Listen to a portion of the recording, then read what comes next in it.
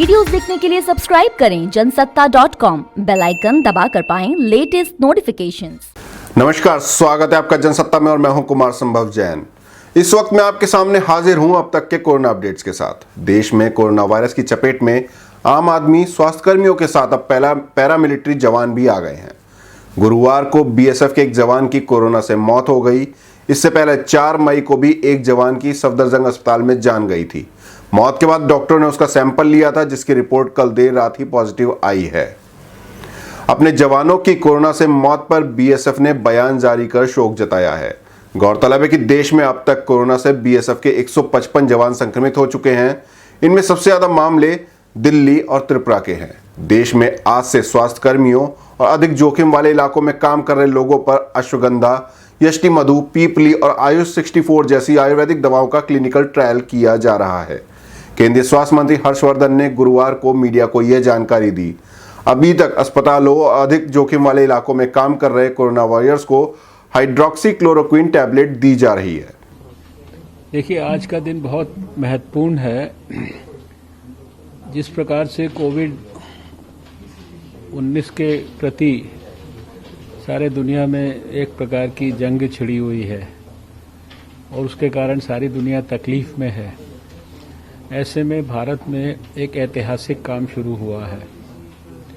भारत का आयुष मंत्रालय, भारत का स्वास्थ्य मंत्रालय, भारत के विज्ञान और प्रौद्योगिकी मंत्रालय के अंतर्गत CSIR और इन तीनों संस्थाओं को मिलाकर इनको ICMR के टेक्निकल सपोर्ट के साथ आयुष की कुछ दवाइयाँ जैसे अश्वगंधा है, यष्टि मधु है, या गुडुचि पिपाली है, या आयुष 64 है, ये दवाओं के बारे में व्यापक क्लिनिकल ट्रायल्स आज शुरू हो रहे हैं। ये सारे मंत्रालय मिलकर कर रहे हैं देश में।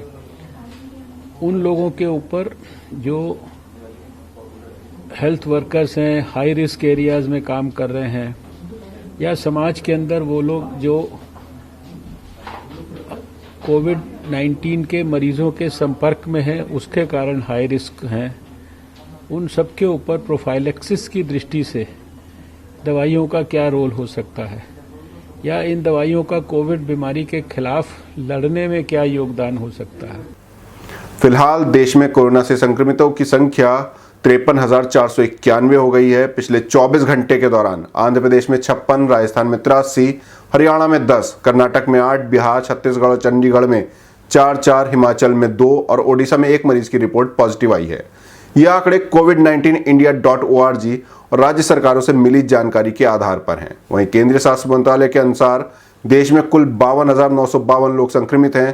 35,902 का इलाज चल रहा है। 15,000 से ज्यादा लोग ठीक हो चुके हैं, जबकि 1,783 मरीजों की मौत हो चुकी है। उधर केरल के एर्नाकुलम जिले में घर जाने की मांग पर अड़े मजदूरों पर पुलिस ने लाठीचार्ज किया है। ये सभी प्रशासन से खुद को घर भेजने की मांग कर रहे थे। प्रवासियों को पुलिस ने समझाने की कोशिश की, मगर हालात बिगड़ते देख लाठीचार्ज शुरू कर दिया।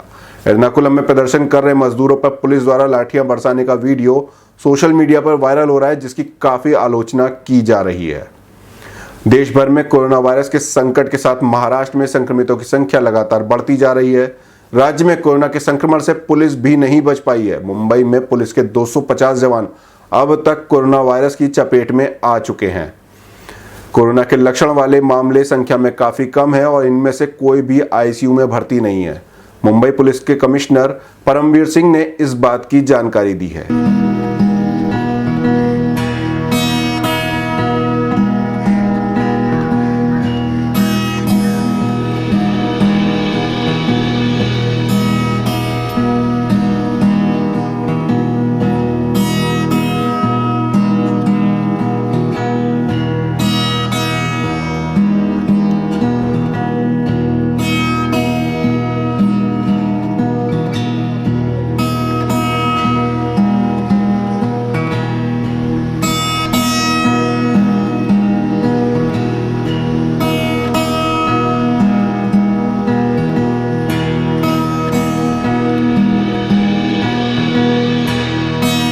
started this facility where one of our new buildings we have converted to a facility for the policemen who have tested positive but asymptomatic. So about 250 to 300 men will be able to accommodate here. BMC Commissioner and other officers of BMC Health Department have been very, very kind to us. They have extended full facility. Many NGOs came forward, and from today onwards we will start admitting policemen who have tested positive for COVID.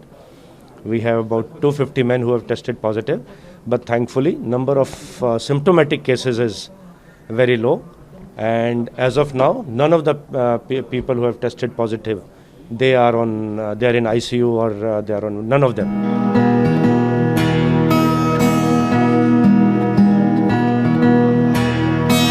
इसके अलावा महाराष्ट्र में लगातार बड़ी संख्या में नए केसों का आना जारी है। पिछले 24 घंटे के दौरान राज्य में 34 नई मौतें दर्ज की गई हैं, जबकि 1233 नए मामले सामने आए हैं। इसी के साथ महाराष्ट्र में अब 651 लोगों की मौत हो गई है कुल, और यहां पर 16,758 लोग कोरोना पॉजिटिव हैं। इन सबके बीच सोशल मीडिया में एक वीडियो वायरल हो रहा है। वायरल वीडियो मुंबई के सायन अस्पताल का बताया जा रहा है। इस वीडियो में दिख रहा है कि अस्पताल के वार्ड में कोरोना पॉजिटिव मरीजों के बेड के पास ही कई शव रखे हुए हैं। इन शवों के बीच में ही मरीजों का इलाज चल रहा है।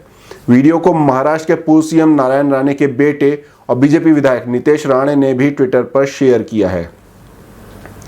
उन्होंने कहा है कि सायन अस्पताल में शवों के बीच मरीज भी सो रहे हैं, ये अति है, ये कैसा प्रशासन है, बहुत ही शर्मनाक बात है। वहीं एम्स के डायरेक्टर डॉक्टर रणदीप गुलेरिया ने कोरोना वायरस को लेकर बेहद गंभीर बात कही है। उन्होंने कहा है कि कोरोना के मामले कब तक चलेंगे ये अभी नहीं कह सकते हैं, लेकिन इतना जरूर है कि जब पीक पर कोई चीज होती है तो वहीं से डाउन भी होती है। अब यही उम्मीद है कि जून में कोरोना के मामले पीक पर होंगे और उसके बाद धीरे धीरे डाउन होने लगेंगे। सर, आपने कहा था कि जून जुलाई के महीने में काफी स्थिति गंभीर हो सकती है, चिंताजनक हो सकती है, क्या माना है सर? तो अगर आप देखें, ये मैंने नहीं कहा, ये मॉडलिंग डेटा है, कई लोगों ने मॉडलिंग की है। मॉडलिंग डेटा के हिसाब से ये है कि जैसे जैसे केसेस बढ़ रहे हैं उसके हिसाब से ये लाइकली है कि जो हमारी पीक है वो जून जुलाई में आ सकती है। लेकिन इस पर कई और चीज़ें वेरिएबल्स हैं जो टाइम समय से पता चलेगा कि वो कितनी इफेक्टिव हैं। जैसे लॉकडाउन का और असर जो एक्सटेंड हुआ है उसका कितना असर पड़ता है, या और क्या जो चीज़ें हैं उसमें क्या इफेक्ट होगा। लेकिन अगर हम आज का डेटा देखें तो उसमें यही लगता है कि जो पीक है वो जून जुलाई में आ सकता है। ये तो आगे ही समय ही बता पाएगा, लेकिन जैसे जैसे हम डबलिंग टाइम देख रहे हैं तो नंबर ऑफ केसेस बढ़ने के चांसेस तो हैं। उधर दुनिया भर में कोरोना वायरस से अब तक 2,65,000 लोगों की मौत हो चुकी है। 38,36,170 लोग संक्रमित हैं, जबकि 13,07,594 लोग ठीक हो चुके हैं। स्कॉटलैंड में 3 हफ्ते का लॉकडाउन बढ़ा दिया गया है। यहाँ की फर्स्ट मिनिस्टर निकोला स्टर्जन ने कहा कि अभी लॉकडाउन में छूट देना बेहद खतरनाक हो सकता है। वहीं ब्राजील में पिछले 24 घंटे के दौरान 615 लोगों की मौत हुई है और 10,503 नए मामले मिले हैं। दक्षिण अमेरिका में ब्राजील सबसे ज्यादा प्रभावित देश है। यहाँ अब तक 8,536 लोगों की मौत हो चुकी है। वहीं जर्मन चांसलर एंजेला मर्केल के चीफ ऑफ स्टाफ ने कहा है कि महामारी से कम साल भर हमारे साथ ही रहने का अनुमान है। अगर अमेरिका की बात करें तो यहाँ 12,63,092 लोग इन्फेक्टेड हैं, वहीं 74,799 लोग अपनी जान गंवा चुके हैं। स्पेन में 2,53,682 लोग कोरोना वायरस की चपेट में हैं। यहाँ 25,857 लोगों की मौत हो चुकी है। इटली में 2,14,457 लोग इन्फेक्टेड हैं, जबकि 29,684 लोगों की मौत हुई है। ब्रिटेन में 2,01,101 लोग कोरोना से संक्रमित हैं। यहाँ 30,076 लोग अपनी जान गंवा चुके हैं। फ्रांस का रुख करते तो यहाँ 1,74,191 लोग खौफनाक कोरोना वायरस से जूझ रहे हैं, वहीं 25,809 लोग अपनी जान गंवा चुके हैं। जर्मनी में 1,68,162 लोग इन्फेक्टेड हैं, यहाँ 7,275 लोगों की मौत हुई है। रूस में 1,77,160 लोग संक्रमित हैं, यहाँ 1,625 लोग अपनी जान गंवा चुके हैं। तुर्की में संक्रमितों का आंकड़ा 1,31,744 पहुंच चुका है, यहाँ 3,584 लोगों की मौत हुई है। ब्राजील में भी 1,16,611 लोग इन्फेक्टेड हैं, या 8,855 लोगों की जिंदगी कोरोना वायरस लील चुका है। ईरान में कोरोना मरीजों का आंकड़ा 1 लाख पार कर गया है। यहाँ 6,418 लोगों की मौत हो चुकी है। तो ये थे अब तक के कोरोना अपडेट्स। कोरोना के बारे में और भी जानकारी पाने के लिए बने रहिए जनसत्ता के साथ।